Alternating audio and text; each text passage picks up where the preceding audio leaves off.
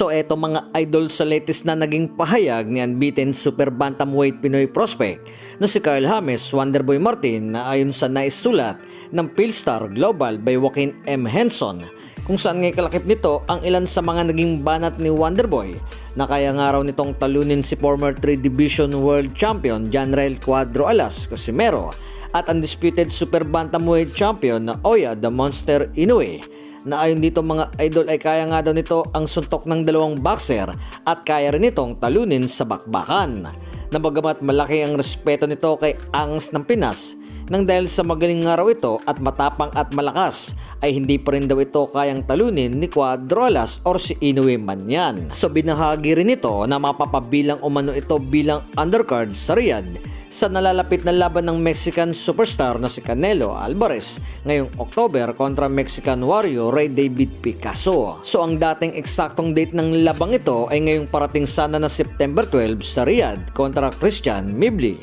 Subalit napospon ito kung kaya't na-move ngayong October 23 na sa pangunahing dahilan ay para madagdagan ang preparasyon sa boxing event.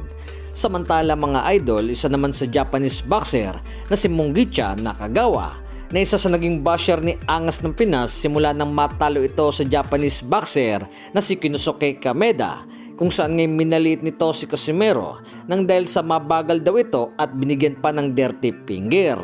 Ay dito naman mga idol ay mapapalaban ito sa isang sinasabing anak ni legendary 8th Division World Champion Manny Pacquiao na si Limuel Dash Pirate de Barbo, na ngayong paparating na August 1 sa Gymnasium La Trinidad, Benguet, na para sa bakanting WBA Asia Super Featherweight title. So ilan naman mga idol sa hirit sa bakbakang ito ay tila knockout lamang umano ang sasapitin ng Hapon sa kamay ng Pinoy, na hype na ang bakbakang ito para kay De Barbo, na isang ganti na rin para sa ilang Pinoy boxing fans ang mga ginagawang pangiinsulto kay Angas ng Pinas. So bagamat nawala ang boxing profile nito as a professional,